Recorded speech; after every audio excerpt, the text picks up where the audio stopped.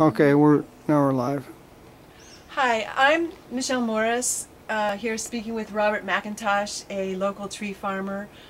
His family's been has owned this, has been operating this tree farm for many generations now, and he is going to share with us his ideas on the importance of revising the critical areas ordinance for Thurston County.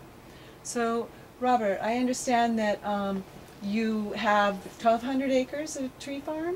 That's correct. We have a 1,200-acre tree farm located just south of Miller-Sylvania State Park in the Deep Lake area. Part of it has been in our family since the late 1800s when my great-grandfather started buying logged over land that no one else at the time wanted. And it's continued on to the day to today. My great-grandfather bought more as he had money. My grandfather and father continued to buy whenever land became available. We're now at 1,200 acres. Excellent. And your feeling is that the critical areas ordinance supports you in managing your tree farm in a responsible way? Oh, very much so. And I would say first, it helps us economically in the sense that what we're trying to do is maintain an ecosystem that efficiently grows timber. And it turns out that in order to do that, you have to be very careful not to alter very many components of that ecosystem. It turns out that trees grow best when the environment most closely resembles the environment when the trees grew here before civilization came to the area.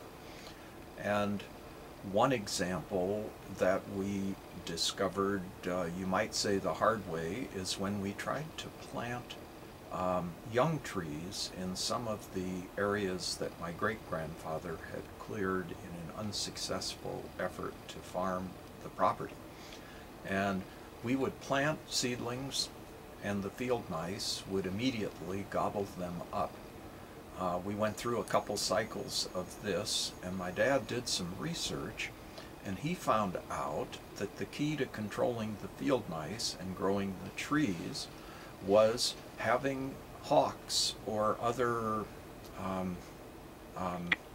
field mice eating birds present in the area. So the ultimate solution was very time consuming, but it worked. My dad went out and built artificial hawk perches and scattered them around the cleared area where we were trying to restart the forest. And the mice went away and the trees grew. So I guess I would say I see the critical areas ordinance as something that tells us what we need to preserve a functioning timber growing ecosystem. It helps me to understand what I need to keep my tree farm functioning, what species are important, and what all goes into making an ecosystem that works economically for us and helps our trees to grow. And I guess there is a second point I would make.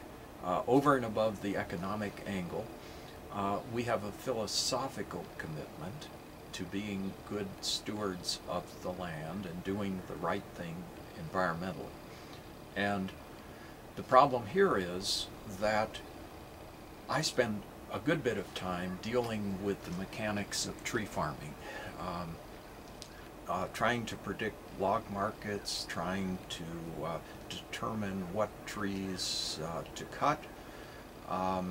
There's a lot of work that goes into the mechanics of running a tree farm, and I don't have the time, the money, or the knowledge to know what elements of our ecosystem, our tree farm ecosystem, are important to maintaining its health.